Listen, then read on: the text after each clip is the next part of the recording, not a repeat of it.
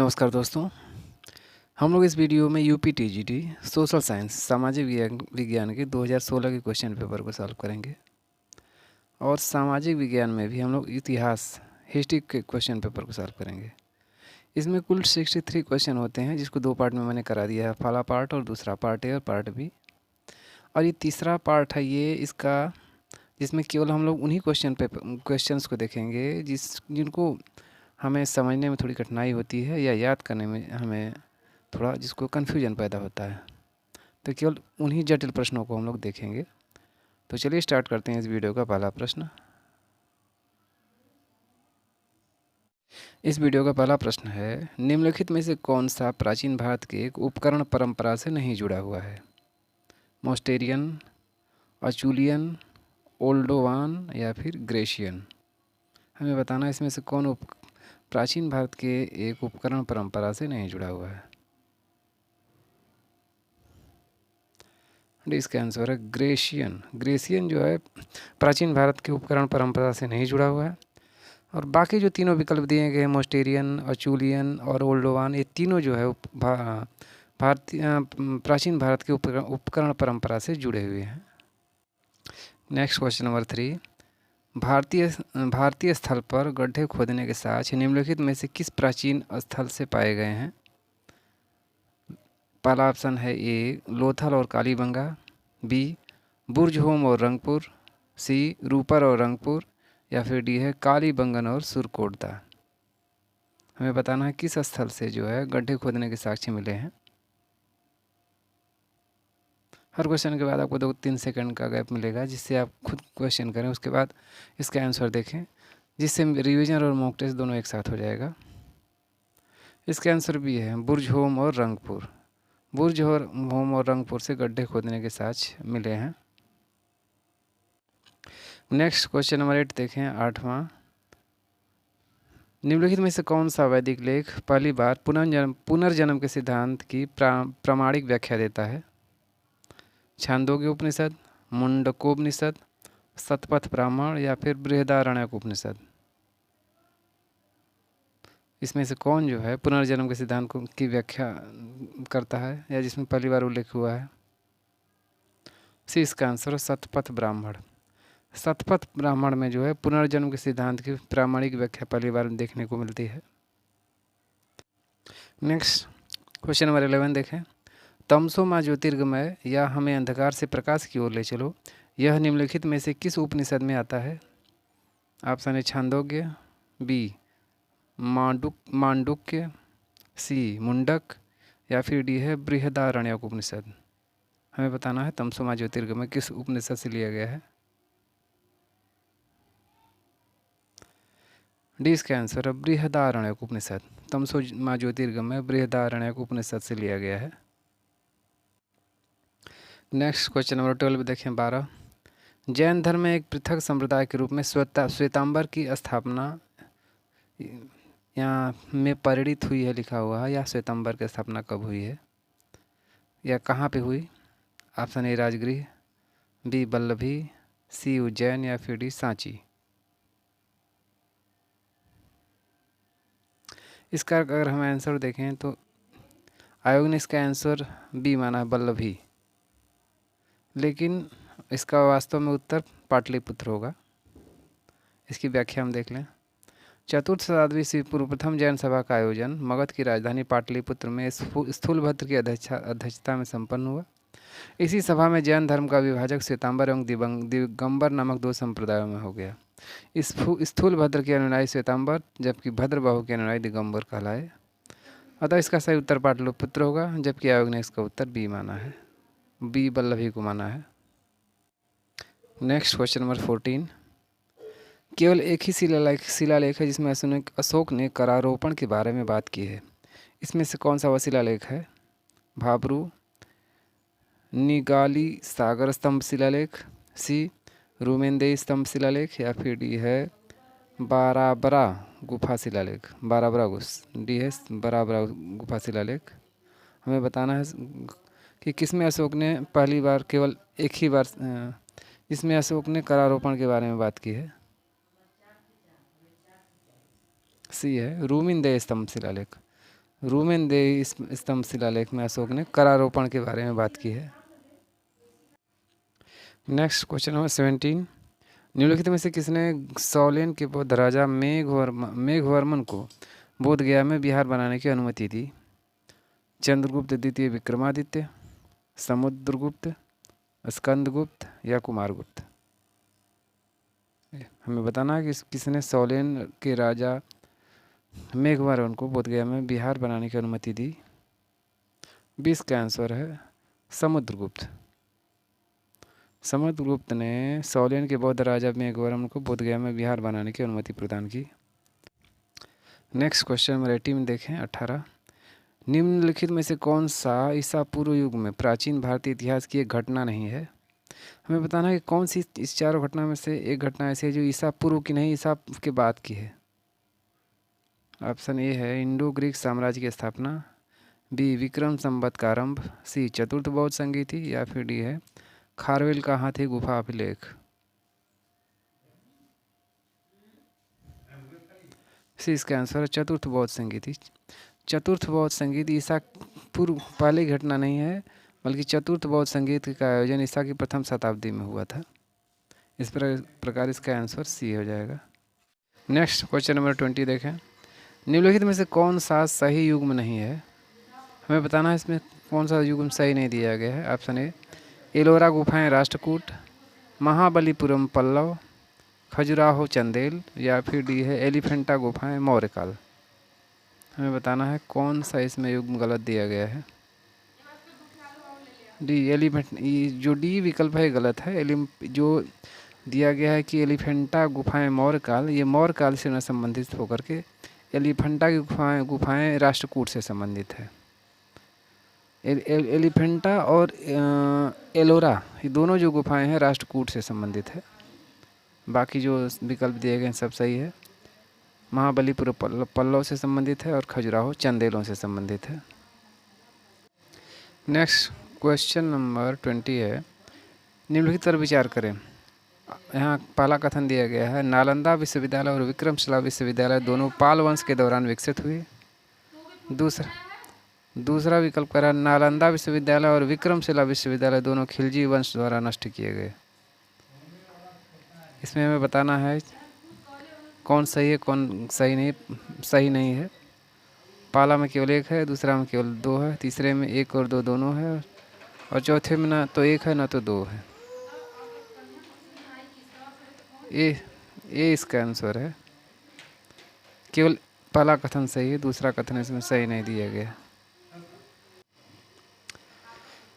गुप्त वंश के शासक कुमारगुप्त के शासनकाल में नालंदा विश्वविद्यालय की स्थापना 427 ईस्वी में हुई। कुमारगुप्त ने नालंदा विश्वविद्यालय की स्थापना 427 ईस्वी में कराई थी। इस विश्वविद्यालय को ऑक्सफोर्ड ऑफ महायान बौद्ध कहा जाता है। पाल वंश के संस्थापक गोपाल के बाद उसका पुत्र धर्मपाल बंगाल का शासक बना। इसे उत्तरापत स्वामी कहा जाता है। धर्मपाल एक उत्साही बौद्ध था। उसके लेखों में उसे परम भागवत सौगात कहा जाता है। उसने बिहार में विक्रमशिला विश्वविद्यालय की स्थापना कराई और ये जो है स्थापना का वर्ष था 783 से 820 ईस्वी के बीच। तो हम देख सकते हैं जो नालंदा विश्वविद्यालय की स्थापना कुमारगुप्त ने कराई और ये 427 ईस्वी पूर्व ईस्वी के लगभग था और विक्रमशिला विश्वविद्यालय की स्थापना जो है धर्मपाल ने 783 से 820 ईस्वी के मध्य कराई थी।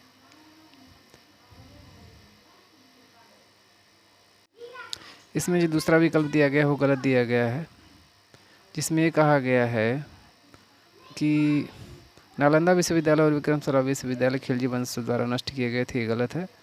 नालंदा विश्वविद्यालय और विक्रमशिला विश्वविद्यालय दोनों कुतुबुद्दीन ऐबक के सेनापति बख्तियारुद्दीन मोहम्मद बख्तियार खिलजी द्वारा लगभग 1202 ईस्वी में नष्ट किए गए थे। अतः दूसरा विकल्प गलत है, केवल पहला विकल्प सही है। नेक्स्ट क्वेश्चन नंबर 25, ग्वालियर के निकट बाघ की गुफाएं निम्नलिखित में से किस युग की चित्रकला का प्रतिनिधित्व करती हैं? मौर्य युग, गुप्त युग, कुषाण युग या फिर राजपूत युग? भी इसका आंसर है गुप्त युग। ग्वालियर के निकट बाघ की गुफाएं जो है गुप्त युग के चित्रकला का प्रतिनिधित्व करती हैं। नेक्स्ट क्वेश्चन नंबर 28, निम्नलिखित में से कौन सा शासक मामलुक वंश का था? Option A Alauddin Khilji, B Ibrahim Lodi, C Balban या फिर डी है Mohammad Ghori.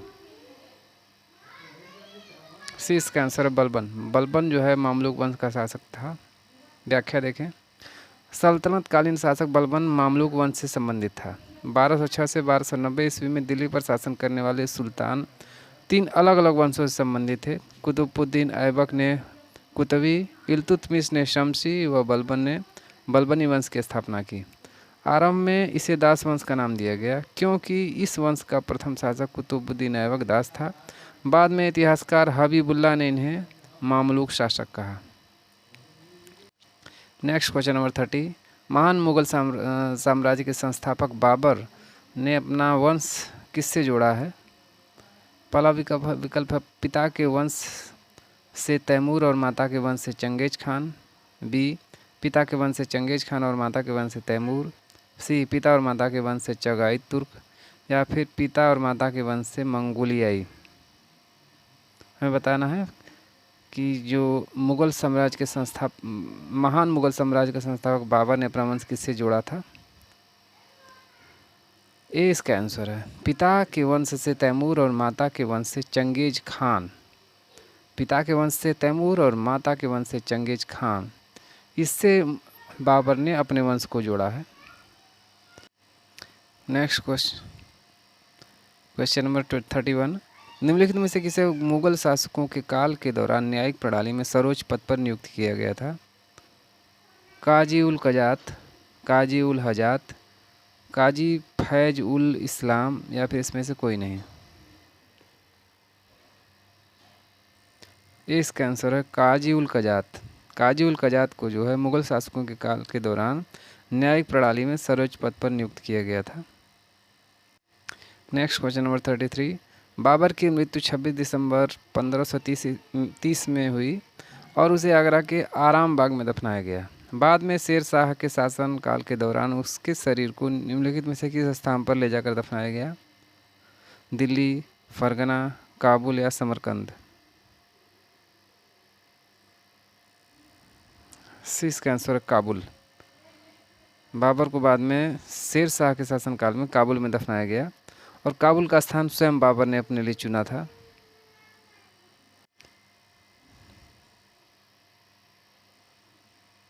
Next question number 35 देखें। अष्टप्रधान जो शिवाजी के मराठा साम्राज्य के प्रशासन में सहायता करते थे, इसके संबंध में निम्नलिखित में से कौन केंद्रीय प्रशासन के प्रभारी थे? मोरोपंत त्र्यंबक पिंगले, रामचंद्र नीलकंठ मजूमदार, अन्नाजी दत्तो, या फिर दत्ताजी त्रिम्बक वाकनीश। हमें बताना है अष्टप्रधान जो शिवाजी के मराठा साम्राज्य के प्रशासन में सहायता करते थे, उसके संबंध में कौन केंद्रीय प्रशासन के प्रभारी थे? ये इसका आंसर है मोरोपंत त्र्यंबक पिंगले। अष्टप्रधान जो शिवाजी के मराठा साम्राज्य के प्रशासन में सहायता करते थे, उसके संदर्भ में केंद्रीय प्रशासन के प्रभारी मोरोपंत त्र्यंबक पिंगले थे। नेक्स्ट क्वेश्चन नंबर 37, फतवाए आलमगीरी के नाम से इस्लामिक कानूनों का पूर्ण रूप से वर्णन मध्यकालीन भारत के निम्नलिखित में से किस शासक की आज्ञा से लिपिबद्ध किया गया? अलाउद्दीन खिलजी, शेर शाह सूरी, अकबर या फिर औरंगजेब।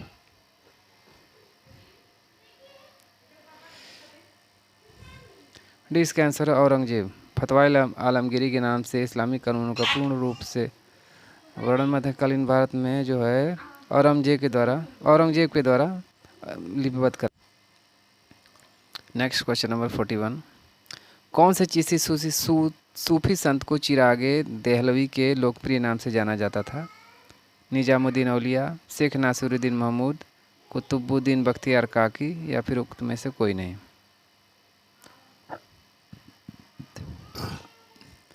बीस का आंसर है शेख नासिरुद्दीन महमूद। शेख नासिरुद्दीन महमूद को चिश्ती सूफी संत, इनको जो ये चिश्ती सूफी संत थे, इनको चिरागे देहलवी के लोकप्रिय नाम से जाना जाता था। व्याख्या देखें। चिश्ती सूफी संत शेख नासिरुद्दीन महमूद को चिरागे देहलवी के नाम से भी जाना जाता था। ये निजामुद्दीन औलिया के शिष्य थे। शेख नासिरुद्दीन महमूद निजामुद्दीन औलिया के शिष्य थे। इन्होंने तौहीद ए वजूदी की रचना की। भारत में चिश्ती संप्रदाय की स्थापना ख्वाजा मोइनुद्दीन चिश्ती ने अजमेर में की थी। नेक्स्ट क्वेश्चन नंबर 42 देखें। निम्नलिखित में से किसने, यहाँ थोड़ा सा जो सेंटेंस दिया गया है अब थोड़ी मिस्टेक नहीं कहा जाएगा, लेकिन हाँ थोड़ा सा जटिल हो जाएगा। अगर इसमें कुछ चीज़ें हम जोड़ लें तो आसान हो जाएगा। क्वेश्चन निम्नलिखित में से किसने, पहले जो मुख्य क्वेश्चन उसको देखें। निम्नलिखित में से किसने 1613 में सूरत में अंग्रेजों द्वारा कारखाना स्थापित करने के लिए फरमान जारी करने हेतु जहांगीर को प्रभावित किया? किसने यहाँ पे कह रहा है तो ये घटना है। अगर हम इसको कह दें कि निम्नलिखित में से किस घटना ने 1613 में सूरत में अंग्रेजों द्वारा कारखाना स्थापित करने के लिए फरमान जारी करने हेतु जहांगीर को प्रभावित किया? ऑप्शन ए है अंग्रेजों और पुर्तगालियों के बीच समन्वय, बी मुग़ल बादशाहों की पुर्तगालियों को बाहर निकालने के लिए एक गुप्त सैनिक सहायता, सी है नूरजहाँ को भारी रिश्वत, या फिर डी है अंग्रेजों द्वारा पुर्तगालियों के नौसैनिक स्क्वाड्रन की हार। किस घटना ने जो है जहांगीर को प्रभावित किया? डी इसका आंसर है अंग्रेजों द्वारा पुर्तगालियों के नौसैनिक स्क्वाड्रन की हार। इस घटना ने जो है 1613 में सूरत में अंग्रेजों द्वारा कारखाना स्थापित करने के लिए फरमान जारी करने के हेतु जहांगीर को प्रभावित किया। नेक्स्ट है क्वेश्चन नंबर 45 देखें। निम्नलिखित में से किसके लिए शेरशाह सूरी को नहीं जाना जाता है? ऑप्शन ए नागरिक प्रशासन की प्रणाली का संगठन, बी पहला रुपया जारी किया जो 20वीं सदी तक प्रयोग होता रहा, सी नहरों द्वारा सिंचाई की प्रणाली शुरू करने के लिए, या फिर डी है सभी शेरशाह सूरी द्वारा शुरू किए गए। हमें बताना है इसमें कौन शेरशाह सूरी द्वारा नहीं शुरू किया गया। सी इसका आंसर है नहरों द्वारा सिंचाई की प्रणाली। नहरों द्वारा सिंचाई की प्रणाली शेरशाह सूरी द्वारा नहीं शुरू की गई थी, बल्कि नहरों की द्वारा सिंचाई की प्रणाली तुगलक वंश के संस्थापक गयासुद्दीन तुगलक ने प्रारंभ किया था। Next question number 46। 1556 में दिल्ली को खोने वाला हिंदू शासक कौन था? पृथ्वीराज चौहान, हेमू, राणा संग्राम सिंह, या फिर मेघिनी राय।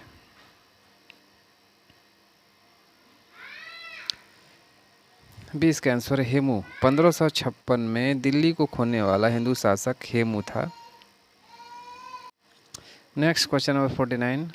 3 फरवरी 1882 को भारत की ब्रिटिश सरकार ने शिक्षा निदेश के मौजूदा प्रणाली की कार्यशैली की जांच एवं उसके लोकप्रिय आधार पर विस्तार करने के लिए एक भारतीय शिक्षा आयोग की नियुक्ति की। हमें बताना है इसमें से उस आयोग का अध्यक्ष कौन था? HP Jacob, C Pearson, GE ward, या फिर WW हंटर। डी इसका आंसर है WW हंटर। ब्रिटिश सरकार ने जो है 3 फरवरी 1882 को जो जांच के लिए लोकप्रिय आधार पर विस्तार के लिए भारतीय शिक्षा आयोग की जो नियुक्ति की थी, उसका जो अध्यक्ष था WW हंटर था। Next question number 50। निम्नलिखित में से किस मामले में BD सावरकर को 1911 में अंडमान और निकोबार द्वीप समूह की कुविख्यात सेलुलर जेल, जिसको काला पानी की सज़ा से भी जाने जाते हैं, आजीवन वहां भेजे जाने की सज़ा दी गई थी? अलीपुर बम केस, नासिक षड्यंत्र केस, दिल्ली षड्यंत्र केस, या फिर लाहौर षड्यंत्र केस। बी इसका आंसर है नासिक षड्यंत्र केस। नासिक षड्यंत्र केस में जो है BD सावरकर को 1911 में अंडमान और निकोबार द्वीप समूह की कुविख्यात सेलुलर जेल में आजीवन भेजे जाने की सज़ा दी गई थी। Next question number 52। सामाजिक कानूनों को उसे पारित किए गए वर्षों के साथ हमें मिलान करना है। पहली सूची में दिया गया है सती का उन्मूलन, विधवा पुनर्विवाह, कन्या भ्रूण हत्या निषेध, दास प्रथा का उन्मूलन। और दूसरी सूची में उसका वर्ष दिया गया है 1883, 1804, 1829, 30 और 1856। हमें सही सुमेलित करना है। इसका आंसर हम अगर देखें तो सी हो जाएगा। और इसको हम जब तक एक्यूरेट ईयर याद नहीं करेंगे तब तक इसको हम सॉल्व नहीं कर पाएंगे। सती का अंत, इसमें देखिए सती प्रथा का अंत जो है 1829 से 30 के मध्य इसका अंत किया गया था। विधवा पुनर्विवाह कानून जो है 1856 में आया था। कन्या भ्रूण हत्या निषेध 1804 में हुआ था। और दास प्रथा का उन्मूलन 1883 में हुआ था। लेकिन इसको हमें याद करने में थोड़ी कठिनाई होगी क्योंकि आगे पीछे ईयर दिया गया है। सीरियल नंबर से देखिए यहाँ ब्लू कलर में हमने लिखा है ईयर वाइज, जो पहले घटना हुई थी पहले और बाद में उस हिसाब से याद करेंगे तो हमें याद करने में आसानी रहेगी। कन्या भ्रूण हत्या का निषेध जो है 1804 में हुआ था। सती प्रथा का अंत 1829-30 में। दास प्रथा निषेध कानून आया था 1843 में। और विधवा पुनर्विवाह से संबंधित कानून आया था 1856 में। एक बार फिर से देख लें। कन्या भ्रूण हत्या 1804, सती प्रथा 1829-30, दास प्रथा 1843 और विधवा पुनर्विवाह 1856।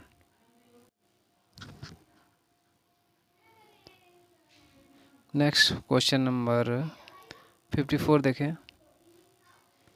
निम्नलिखित में से किसने 1909 में lieutenant colonel sir William Curzon Wyllie पर भारतीय स्वतंत्रता आंदोलन में क्रांति के प्रथम कार्य के रूप में आक्रमण किया? मदन लाल ढींगरा, हरदयाल, उधम सिंह या फिर रोशन सिंह? हमें बताना है कि किसने जो है 1919 में lieutenant colonel sir William Curzon Wyllie पर भारतीय स्वतंत्रता आंदोलन में क्रांति के प्रथम कार्य के रूप में आक्रमण किया। इसका आंसर है मदन लाल ढींगरा।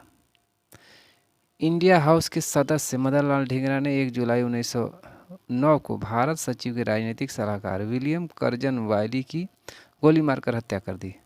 फलस्वरूप मदन लाल ढींगरा को फांसी पर लटका दिया गया। इस हत्याकांड के बाद सावरकर को गिरफ्तार कर नासिक षड्यंत्र केस के अंतर्गत मुकदमा चलाने के लिए भारत भेजा गया। इंडिया हाउस के प्रमुख सदस्य बीडी सावरकर, हरदयाल, मदन लाल ढींगरा थे। नेक्स्ट क्वेश्चन नंबर 55 देखें। CR दास की मृत्यु के बाद स्वराज पार्टी कई दलों में विभाजित हो गई और प्रतिक्रियावादी दल ने डॉट दिया के द्वारा कार्य किया। प्रतिक्रियावादी दल ने किसके द्वारा कार्य किया? ऑप्शन ए, ब्रिटिश सरकार के साथ सहयोग करके हिंदू हितों की रक्षा की। बी, असंतुष्टों के रूप में कार्य करके विधायी कार्यों में बाधा उत्पन्न करना। सी, गांधी के रचनात्मक कार्यों के पक्ष में कांग्रेस के अपरिवर्तनवादियों से सहयोग। या फिर ये कांग्रेस के भीतर पार्टी की अलग पहचान बनाए रखना। इसका आंसर है ब्रिटिश सरकार के साथ सहयोग करके हिंदू हितों की रक्षा। ये विकल्प सही है। CR दास की मृत्यु के बाद स्वराज पार्टी कई दलों में विभक्त हो गई और प्रतिक्रियावादी दलों ने ब्रिटिश सरकार के साथ सहयोग करके हिंदू हितों की रक्षा की। Next question number 56। Swaraj Bharat के राजनीतिक प्रयासों का लक्ष्य था। यह दादा भाई नेहरूजी द्वारा डॉट में घोषित किया गया या दादा भाई नेहरूजी द्वारा कब घोषित किया गया? ऑप्शन 1, कलकत्ता सत्र 1888, बी, कलकत्ता सत्र 1906, सी, लाहौर सत्र 1885 या फिर डी है बॉम्बे सत्र 1889 1889। 20 का आंसर है कलकत्ता सत्र 1906 में। स्वराज भारत के राजनीतिक प्रयासों का लक्ष्य था। यह दादा भाई नेहरूजी द्वारा कलकत्ता सत्र 1906 में घोषित किया गया। व्याख्या देखें। भारतीय राष्ट्रीय कांग्रेस के कलकत्ता अधिवेशन 1906 में दादा भाई नेहरूजी ने स्वराज को भारत के राजनीतिक प्रयासों का लक्ष्य घोषित किया। इसी अधिवेशन में स्वदेशी बहिष्कार, राष्ट्रीय शिक्षा व शासन से जुड़े प्रस्ताव भी पारित हुए। नेक्स्ट क्वेश्चन नंबर 58, सही क्रम में व्यवस्थित कीजिए। पहला इसमें दिया गया है रॉलेट एक्ट, दूसरा है गांधी इरविन पैक्ट, तीसरा मार्लियामेंटो सुधार और चौथा है इल्बर्ट बिल। में इनको ईयर वाइज हमें सही क्रम में व्यवस्थित करना है। इसमें 4 कूट दिए गए हैं, चारों कूटों से सही उत्तर का हमें चयन करना है।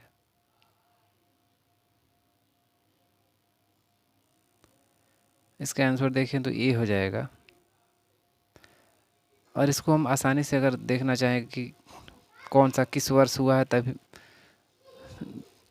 डायरेक्ट हम अगर देखें कि कौन सी घटना, कौन सी चीज़ें किस ईयर हुई हैं, तो हम इसको आसानी से हल कर पाएंगे। और इसमें हमने डायरेक्ट इस ब्लू कलर में लिखा है, इसको यहाँ से देखें तो आसानी से क्वेश्चन को हम कर लेंगे। ईयर वाइज यहाँ क्रम में लिखा गया है। इलवर्ट बिल जो है 1883 में पारित हुआ, मार्ले मिंटो सुधार 1909 में, रॉलेट एक्ट 1919 में, और ये गांधी यूनियन पैक्ट 1931 में आया था। इस प्रकार जो है इसका आंसर ये हो जाएगा। ईयर इसका हम एक बार फिर से देख लें। इलवर्ट बिल 1883, मार्ले मिंटो सुधार 1909, रॉलेट एक्ट 1919 और गांधी यूनियन पैक्ट 1931 में हुआ था। नेक्स्ट क्वेश्चन नंबर 62 देखें। निम्नलिखित में से किस सत्र में 1916 में पृथक निर्वाचन क्षेत्र की स्वीकृति से कांग्रेस द्वारा मुस्लिम लीग को रियायत दी गई? Option A Calcutta, B Lucknow, C Allahabad या फिर डी है लाहौर। बी इसका आंसर है लखनऊ। लखनऊ निम्नलिखित में एक क्वेश्चन दिया गया है, लखनऊ जो है 1916 में पृथक निर्वाचन क्षेत्र की स्वीकृति से कांग्रेस द्वारा मुस्लिम लीग को रियायत दी गई। यह लखनऊ अधिवेशन में संपन्न हुआ। Next question number 63। रैयतवाड़ी व्यवस्था जो ब्रिटिश भारत के कुछ भागों में शुरू की गई थी, कृषि भूमि के कृषकों से राजस्व एकत्रित करने की दो मुख्य प्रणालियों में से एक थी। यह मूल रूप से किसके द्वारा शुरू की गई थी? Option A Akbar, B Sher Shah Suri, C Jahangir या फिर डी है हुमायूं। बी इसका आंसर है शेरशाह सूरी। रैयतवाड़ी व्यवस्था मूल रूप से शेरशाह सूरी द्वारा शुरू की गई थी, जिसमें किसानों से प्रत्यक्ष संपर्क कर लगान वसूल किया जाता था। रैयतवाड़ी व्यवस्था में किसानों से डायरेक्ट सरकार संपर्क करके उनसे लगान वसूल करती थी। ब्रिटिश काल में यह व्यवस्था मद्रास, बम्बई, पूर्वी बंगाल, असम और कुर्ग में लागू की गई थी। इस व्यवस्था के अंतर्गत ब्रिटिश भारत की 51% भूमि शामिल थी। इस प्रकार इस वीडियो का लास्ट क्वेश्चन है। अगर ये वीडियो पसंद आए तो इसे लाइक और शेयर जरूर करें तथा हमारे चैनल को सब्सक्राइब कर लें और बेल आइकन की घंटे को भी प्रेस कर दें, जिससे आने वाली मेरी हर वीडियो की नोटिफिकेशन आपको तुरंत मिले।